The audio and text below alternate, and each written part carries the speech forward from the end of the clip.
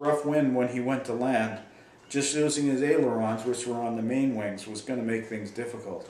But Hereford had been through difficult landings before. There had been one landing where he had just 2 ounces of fuel left in his tanks, and he was being pursued by a Focke-Wulf 190, a nasty German plane for anyone to knock out of the sky. He wasn't far from his airfield, but he was leading this plane right to its location where he would more than likely take out a number of targets before they could even leave ground. Luckily, though, he was able to establish radio contact, and he let his boys know this plane was coming and that he would be in front of it, desperate to land. He streaked over the airfield and pulled up for altitude, which he would need for the landing, but in the eyes of the German pursuing him, this would be suicide. But as the German pulled up and moving for the kill, the full force of the airfield's anti-aircraft batteries let loose and annihilated the German plane. The pilot got out, however, and despite a wound in his leg from the flak that downed him, he was an amiable sort. He was quite happy when he had heard that he would be sent to Canada, as he had been fascinated more with the democracy and plenty that the country seemed to be about than he had for a long time wanted to go there himself. Hereford even set him down while they were waiting for the military police to come and pick him up, and drank most of a bottle of Johnny Walker Red Label with him. For the German pilot, the war was over. For Frank, it was just beginning. This time, though, back over France, there wasn't going to be much of a hope of a rescue like that one he had pulled over his own airfield with the amiable German. His plan was to top out the plane's optimum altitude and speed capability and run hell for leather at over 400 miles per hour at the altitude of 20,000 feet the manual had said was the plane's optimum. At that speed, it could outrun just about anything in the sky. He strongly hoped that the few things he couldn't outrun would be down for maintenance on that particular night. Twice, as he headed for home that night, a German plane had spotted him, and both times they simply had no way of keeping up with him. The Mark 9 was just too fast. He was able to get on the radio and establish contact with an airfield just past the waters of the English Channel. But as he neared the end of France over Normandy, he spotted an enemy squadron of bombers and fighters headed right at him. The guns blazed, possibly alerted by the presence of spotters on the ground. The commander took a number of more hits to his plane, leaving his engine coughing smoke, and his speed slowed greatly. But by a grand stroke of luck, a flight of American P-51 Mustangs that had been sent up to pursue the bombers and fighters, and the fact that these German planes were now turning to try and down Commander Hereford was going to make the Mustang pilot's job much easier. One of the Americans' pilots peeled away from the formation and took upon himself to escort Frank back to the airfield he was headed for. God bless those Yanks, Frank said to himself as he watched the planes tear each other apart behind him. Maybe one day I'll even forgive them for being late in joining this bloody war. Having lost most of his power and a good bit of his maneuverability, Frank decided the best thing he could do would be to gain altitude. The Spitfire could glide quite a ways on no power, and with a smoking engine that could catch fire at any time, the soonest possible chance he could get to shut off the engine would be the safest. The manual had actually suggested that any sign of fire he should jump out and use his chute, but not to mention that he really didn't want to end up in the freezing waters of the Channel with a rescue boat on its way or no. He climbed all he could. Then when he'd estimated he could come down to where the airfield was located and have a bit of a safety margin to overfly the airport and get an idea of the lay of the land and which way the wind was blowing, he shut down the Rolls-Royce 12-cylinder radial engine that had brought him all this way and said a silent prayer to himself, one he normally saved for roulette and cards. As Frank sat there in the relative calm and silence of the still early morning of the Channel, a feeling of peace came over him. There was no sound of the engine. He was just flying. He remembered as a child what his brother would say when a peaceful, serene moment would come like this one. I'm so relaxed I could shit. Funny how things like that come up. His brother had been in America after the previous war and had died in the flu pandemic that had killed at least as many people as the First World War had. That was so long ago, yet there were times when Frank would reach for a sheet of stationery to write his brother a letter, and in the reaching remember he was gone. More important things than memories were pressing on his mind as he now had glided down to 5,000 feet. The American plane had left him to his own devices now, leaving with a crisp salute and a victory roll, as the airfield was now coming into view. It looked like a rough and barely used field with the odd wrecked truck or burned out plane near the runway.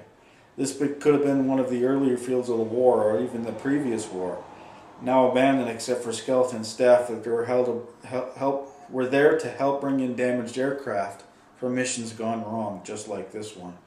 Although it looked like he estimated the altitude he would need to glide in was wrong, the extra space he allotted to check out the field would not be needed, since he had gotten a visual confirmation so quickly as to where he would be setting down. He was coming in fast, feeling he was going to hit hard if he tried to land at this speed. So he instinctively pulled back to the stick and tried to drop his undercarriage, which made it harder for him to keep the plane going in a straight and level forward motion. The controls of the plane in the cockpit can do three things: go up, go down with the use of the horizontal stabilizer in the tail, go left and right with the help of the tail rudder and the ailerons, the tail rudder now being shot off, and roll right or left with the ailerons, which are in the main wings. As Frank was trying to keep his plane going slow enough to safely touch down, he could only do two of these things. When you turn a plane, you need to coordinate the tail rudder and the ailerons using your 2 foot pedals and the roll function, which is done with the left-right movement of the control stick. You can turn with only the left-right movement of the stick, but it is awkward and extremely difficult to make a landing like that. Not to mention that it makes it a lot easier to stall the aircraft, which is basically it falls out of the air. This particular landing was going to be a rough one. Fortunately, there was no wind to speak of, which would work in Frank's favor, though his heart seemed to beat faster and faster with each yard he got closer to the runway.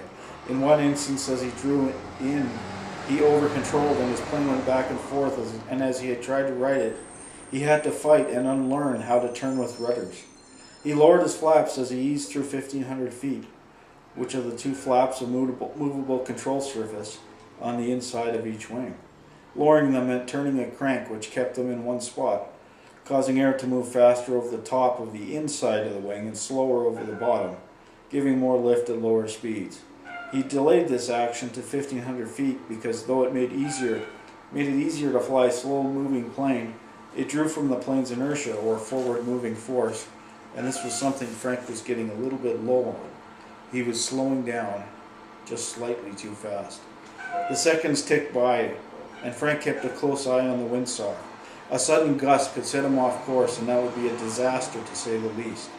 He was tense everywhere, but then he remembered that he had done this in training, and the real thing before. He relaxed his grip on the flight stick, took a deep breath, and let himself fly by instinct. In he came, his main wheels touching down just to the edge of the runway. It was quite a bumpy ride, as the airfield seems to have not been maintained in any special manner, but he did touch down. For seemingly no reason whatsoever, Commander Hereford laughed to himself, maybe because he had cheated the gods one more time. After his main wheels were down and he felt the aircraft was stable, he let down the tail section, which had remained in the air for the first part of the landing, as sometimes must be done with a tail dragger, especially on a rough field. This was where the problem came in. As the plane touches down, being at a higher speed, it first kept moving in a straight line down the runway by ailerons, the main wing control surfaces. As it slows, most such aircraft have brakes, which are at the tip of the rudder controls on the floor. Using his skill gained in training and experience, he mainly guided the aircraft down the runway with rudders and brakes in the final part of the landing. Your ailerons, going left and right for roll, do very little. When Frank slowed, he hit a bumper stone on the right-hand wheel, and when he tried to recover instinctively, he turned and the speed of the plane caused it to tip. Now there was nothing he could do. There wasn't enough wind going for the ailerons to do anything, and it had been nice enough to reciprocate for him. Now he had to deal with something every pilot fears: fire. His smoking engine must have been leaking fuel, which was ignited somehow in the flipping over. There was no rush of sirens, no emergency vehicles to come and save him, and there wouldn't be. He would have to get out on his own. He struggled with the canopy as the flames grew closer, and he wanted to budge under the strength of his arms, or even just his will. Frank Hereford was not a man to give up easy. He had a beautiful wife to go back to. So he turned himself upside down, took out his pistol, and fired 3 shots at one of the thick canopy windows, then kicked at it for all he was worth.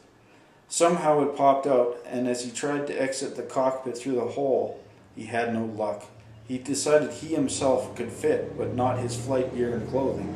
He took out a knife from his cockpit, and as the flames grew around him, he cut off what he couldn't struggle out of until he was stripped down to his long underwear. He then tried again, kicking, and managed to squeeze out most of himself. Now a jeep had arrived and came to help him try and escape the burning wreck.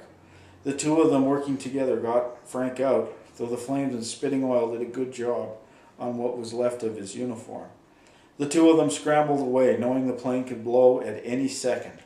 Then Frank and the sergeant, who had just saved his life, sat on the grass, enjoying a brief respite from the insanity of the war, watching the flames grow. In about 2 more minutes, the Spitfire blew, and the 2 just watched, laughing at the fate that had brought them away from the burning wreck just in time.